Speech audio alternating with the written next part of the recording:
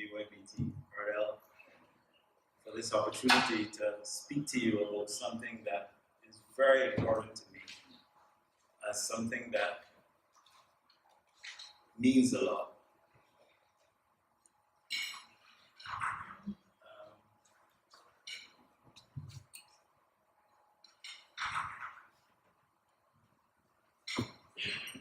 As Tony said, Collis Williams, RDL Logistics, RDL Supply, RDL Eagle Trade. And entrepreneurship is one of the topics that from one point of view there's no script. So to even consider trying to present you with any kind of a canned solution is a waste of time. As the word suggests, entrepreneurship comes from the word enterprise, and enterprise fundamentally is taking a chance. So I want us all to understand that in life we all take chances. And this morning I want to present to you global warming. And why? Because, my friends, for the first time, global warming is putting you and I in touch with possibilities. So you see, the question comes up whether you have chains. Well, I'm going to divert from that for a little bit because I want to talk about global warming. Because the warming that I'm talking about is the fact that the world's economy globally is warming to a different entrepreneur. I think if there's anything that I would love to convey before I leave here today, is that there has never been a better time to be in business than today. Big capital, my friends, is on the run. The witness to the big capital being on the run is you can spend a little time looking at the US economy. Look at the brick and mortar stores that are closing at a rate. You know what it is? Just as Jamel said, it's the passion of small entrepreneurs getting access to a world market in a way that they never were able to do before. That's my interpretation of global warming.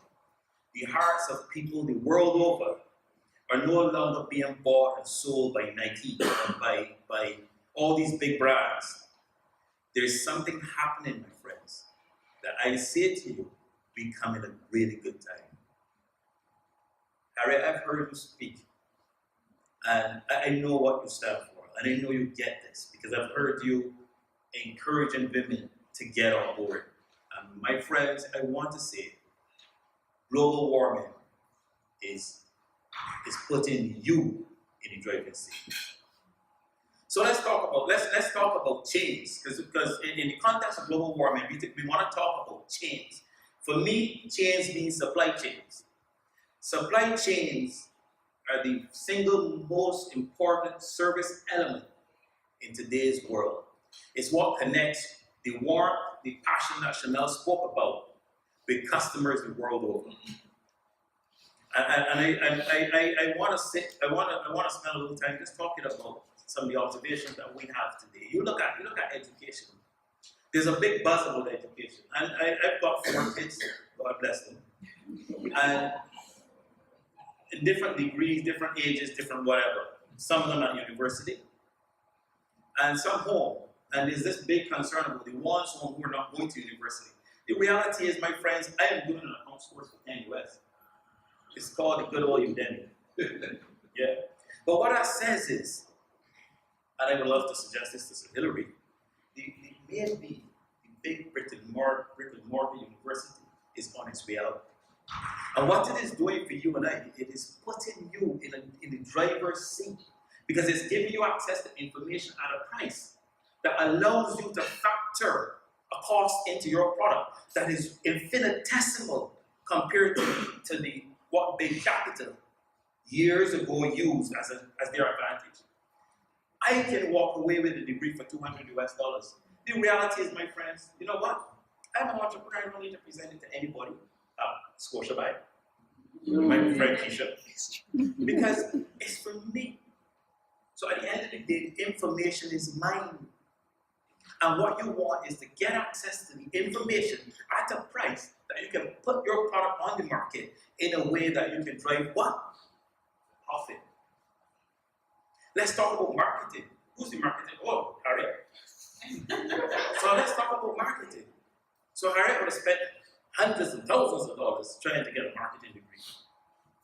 Now, again, I mean, there's several other facilities, but what do you get me to do that for 20 US? Because what you want is the information. Because you're not presenting it to anybody. Tony, I don't know if you present your information to, but I suggest you present it to Tony. And so the idea is that today, the cost of acquiring the capability for going on the market is very, very low. And the reality is, my friends, we come in a time when you are your own boss. And the world is warming to you being your own boss. And the world is giving you an opportunity that you never had before. So what it demands of us is that we sit down and we take a look at what we're doing and embolden ourselves, because it's not just about marketing to people in Barbados and making our product available to people in Barbados.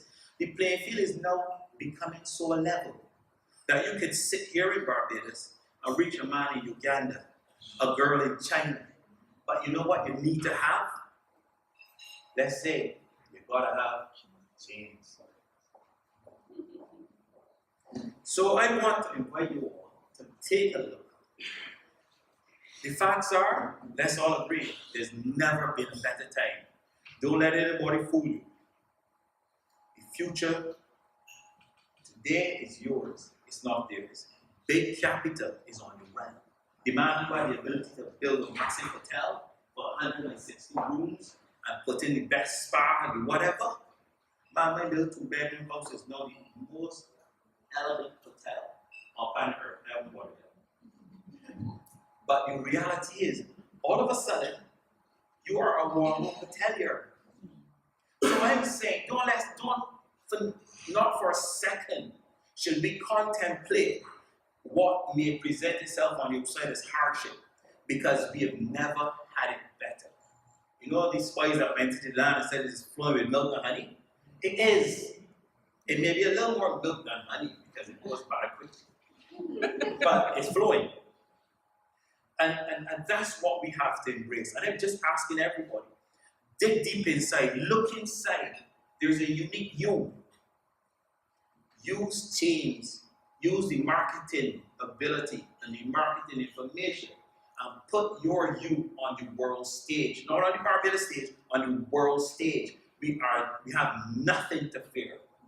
And so what I want to say to you is, when you start to consider putting yourself, your individuality, your uniqueness, because you are unique, don't be cowered into thinking that you aren't. You are, and the world demands that you take your place in it so that the balance of the society or the economy is laid bare.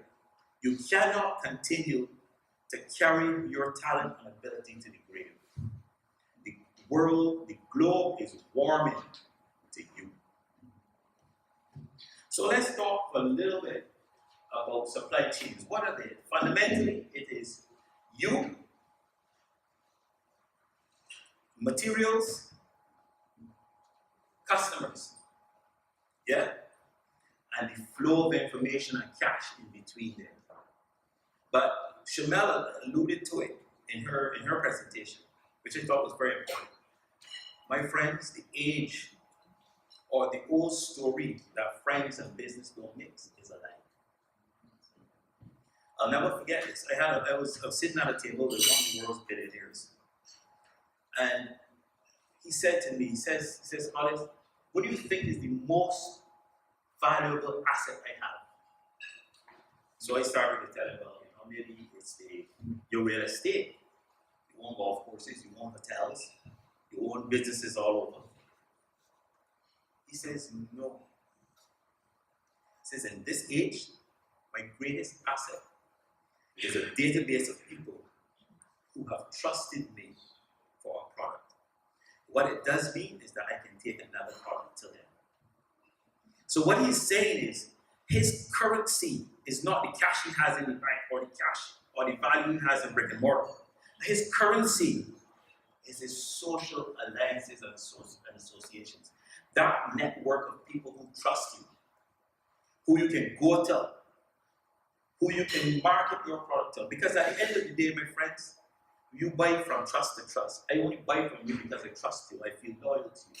And if that has any value, it does mean that friends and business is the only way forward. Ultimately, you only do business with your friends. We could deconstruct it, we could do what we want with the information. But the reality is, if your friend wouldn't buy your product, close down. But let's go further. If you are going to protect, grow, and enhance your friend base, now you have a market. You can create a product, any product that you're passionate about, and the reality is you need chains. You need that flow between your consumer and your product. That's what we do in supply chain. So for us, it's not about whether you ship the product. It's about whether you sit down with us and we will sit down and discuss with you. How do you get your product to whoever at the price you want it? You may say to me, I want to sell a pair of shoes for $160. I'm buying them at $25. It means that I only have, with the duty in it, I only have allowance for $7.15 in freight. Well, then I've got, as a supply chain consultant, I've got to find a supply chain for you, $7.15 per shoe. That's what we do. So we re-engineer and we sit down and work out, how do I give my customers access to my product that they love because of the trust and the relationships and the loyalties we have, and deliver them something that says, let's make some money. So another big areas for us is whether you are actually utilizing a lot of the concessions that government has put together for us. A lot of people run from what government has done to really put you in the driver's seat. We talk about concessions, we can talk about manufacturing concessions, we can talk about charitable organizations. There's so many concessions that government has given. And what we seek to do as a supply chain manager and consultant is to put you in touch with the information. It may mean that you take a piece of your product to manufacture it, to get access to concessions, to negate 60% in duty, so that you can deliver your product to the world market at a price that makes sense. So it's these simple things that we do as supply chain consultants. But more than anything else, the reason that we do it is because for us, it is, and I'm just going to flip through these so you just get a look at the kind of things we do, is how you ship. The reality is, do you stand out? Have you ever gone to the seasoning shop in the supermarket? I'll tell you this, 80% of the bottles look the same way. You can't stand out if you're going to buy from the same source. You don't have chains, so your only source is massive distribution. Well, I mean, so your only way of standing out is really the label? Seriously? What about Granny wants in a bottle that afterwards she can put some flowers in? So that your seasoning is now put in a bottle that becomes something else after the fact. There's so much opportunity, there's so much that can be done that we don't do because we kind of think within the box. But the globe is warming, my friends. Let's do this. I think, and the reality is, one of the things that Rihanna has taught us is that from that little girl in Westbury Road, out by the man that sells fish called Baxter's Wood, we can dominate the world. All I'm saying to you is do not get intimidated. All I'm saying to you is God made you unique for you to put yourself on the market. And He's doing something today that I call global warming. I'm not a scientist, not yet. but maybe you will teach me some science. But he's doing something today that allows us to unlock your creativity, give you access to a world that is ours. Rihanna's done it. Why can't you? Give us a call if you want. Let's sit down and talk about it some more. But the reality is, the time has come when you and I need to stand up and be counted on the world market. Thank you.